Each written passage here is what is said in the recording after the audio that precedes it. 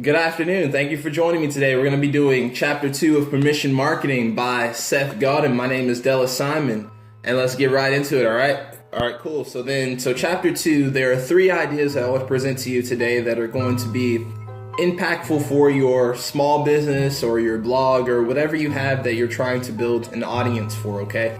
Permission marketing, if you remember from the last video, is as opposed to interruption marketing. Permission marketing is about gaining the trust and also the cooperation of your customer by interacting with them on a one-by-one basis, as opposed to interruption marketing, which is kind of a mass media technique where you don't really just figure out if your product's right for your customer. You just blast it to a whole bunch of customers that are in a similar demographic that you're looking for. And basically you interrupt them to see if anyone is interested in your product, okay? So let's do it. So Permission Marketing Chapter 2 is titled The Way to Make Advertising Work Again, okay? And there are 3 ideas I want to cover. The first idea I want to cover is permission marketing is anticipated, it's personal, and it's relevant, okay? Anticipated means that people are looking forward to hearing from you. When they sign up for your email list or for a certain product or your loyalty program or anything like that, people are giving their permission to be involved with your product or your service or your community, so that when you reach out to them, they are expecting your messages, they're anticipated.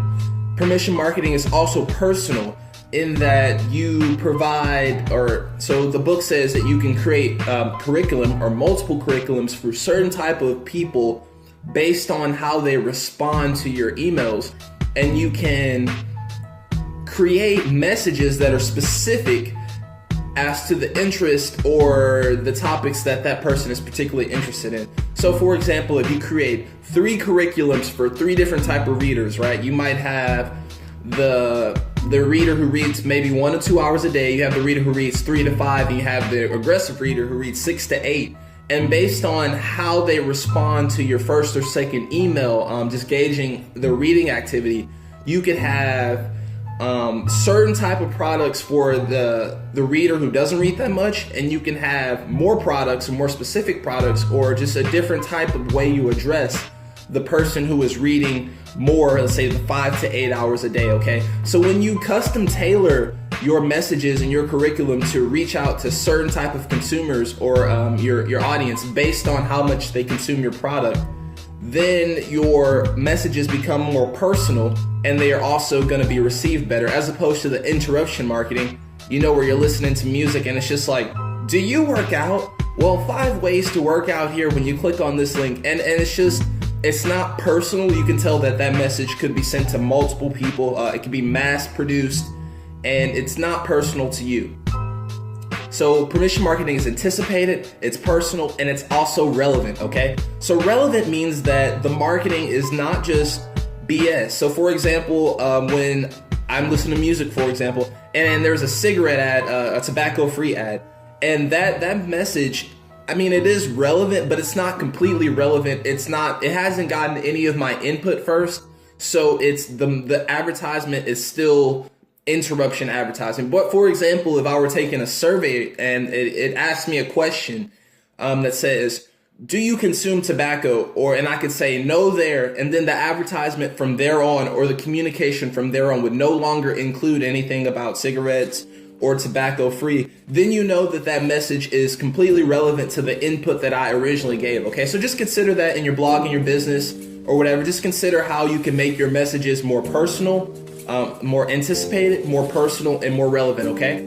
All right, so that's the first idea. The second idea in the second chapter is the 2 ways to get married. And these are juxtaposing the interruption marketing way and also the permission marketing way. All right, so the interruption marketer buys an extremely expensive suit, okay? And they buy fashionable accessories as well.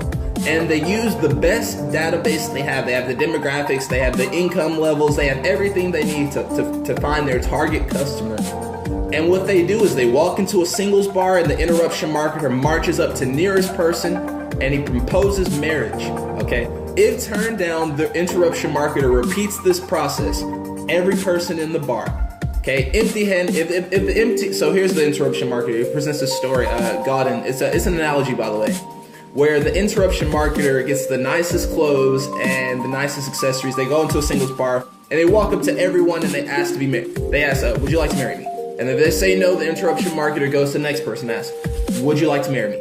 They say no. The interruption marketer goes to, and what happens is if the interruption marketer does not make one pickup that entire night, what they assume is that it's the clothes that must be the problem. It's the accessories that must be the problem. So they fire the tailor and they try again tomorrow. They get a new suit, new accessories, they hit up a new singles bar based on their demographics, and they propose marriage to each person in there. That's what interruption marketing is. That's what mass media marketing is. But the permission marketer does it a lot well. The permission marketer, they could also dress nice as well, but they have a strategy, okay? So they go to the bar and they ask each person genuinely, they figure out what their interests are, and then if they are interested, if they can both connect with each other, the permission marketer offers the person that they're interacting with, they offer them to go on a first date, okay? A first date is that first email or first interaction, first video, first comment you have, first message you have with your audience or that particular person. And if you two are evenly matched, then you go on a second date. And if everything is good, interest, everyone's helping in a symbiotic relationship, then you go on a third date. Then you go on a fourth date. Then you go on a fifth date. And then with emails, this is actually very easy because you can schedule emails every 3 days, 7 days, or however, based on the curriculum you created. And what you can do is, on the 10th or 11th, Golden says on the 20th date is when you finally meet the family.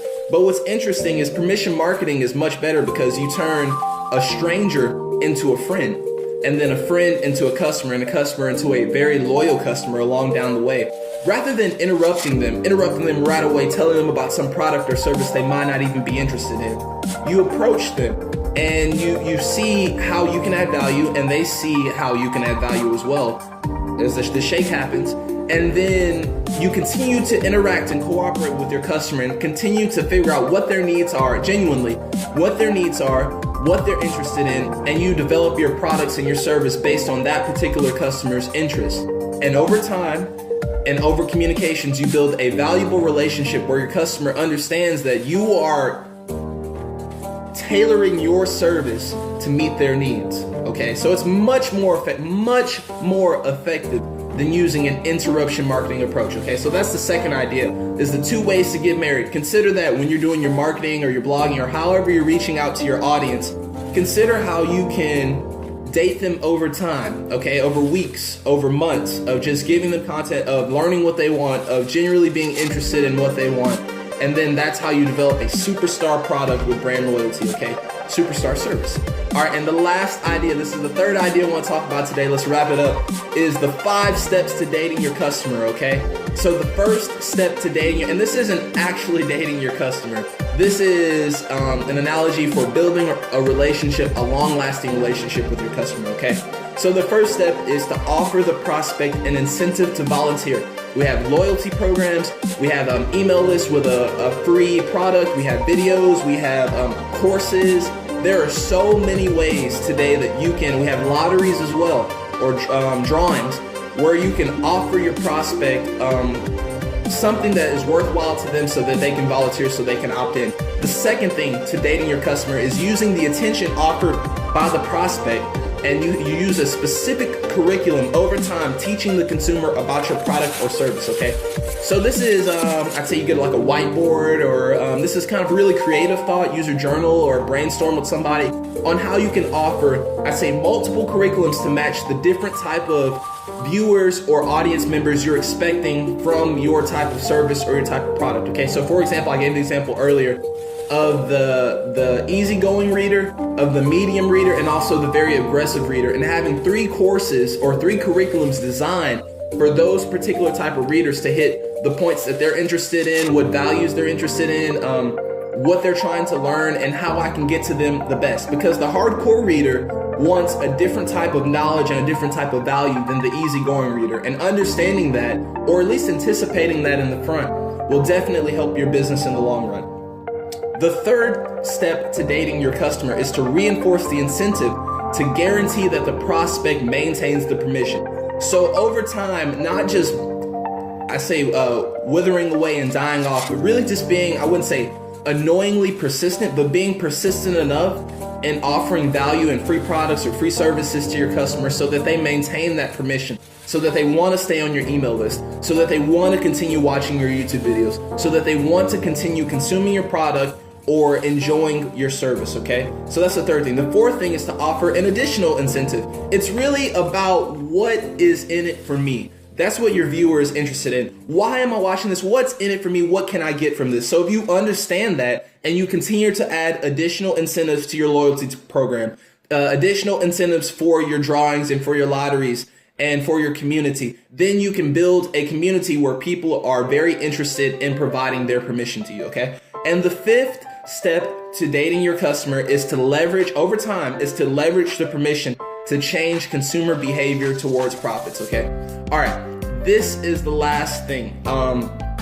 Remember, I say this in almost every video. If you come from a perspective of not manipulating, of not trying to push your agenda on other people, but really trying to figure out what they're interested in and how you can add more value, how you can do things that can support your customer and help them get the results that they want, because really they're just interested in the results they can get to better their life. So if you can assist them with that, help them get the results that they want, and over time leverage that permission, eventually and very soon, eventually that customer will be willing to pay for your products and your services, and they will be loyal to your brand. Okay, so those are the three ideas. Once again, I'll just summarize really quickly that permission marketing is anticipated, it's personal, and it's relevant, okay? The second idea I had was the dating, the two ways of dating. Remember that the interruption marketer just barges in, nice clothes, nice design, and their advertising is usually nice, but they're always interrupting people. Would you marry me? Would you marry me? Would you marry me? Everyone says no, maybe one or two people say yes. That's how the interruption marketing works. But for permission marketing, they approach everyone on a one-on-one basis. It's more time consuming, but it's also more effective in the long run if you don't abuse the permission, all right? So consider the two ways of dating. And then the last thing I talked about was the 5 steps to dating your customer. And this isn't actual dating, but this is how you build a loyal customer. The first one is offer the prospect an incentive to volunteer. The second is to use the attention offered by the prospect with a curriculum or some kind of set design course or something, teaching the consumer about your product or service. The third step to dating your customer is to reinforce the incentive that to guarantee that the prospect maintains permission. Do not abuse the permission provided for you. Do not abuse that permission. The fourth thing is to offer additional incentives. Try to create a curriculum where you're always giving free products. You're always giving free products, free services, free assistance to your customer. And the fifth thing is to, over time, leverage the permission to change behavior so that eventually your customer can provide profits to you. And while you're in return giving them the lifestyle or helping them achieve the lifestyle that they're truly interested in, the lifestyle that they're seeking when they found your service or your product, okay? So that's all I have for you today. I really appreciate you watching. If you could, I'd like for you to like this video. I'd like for you to like.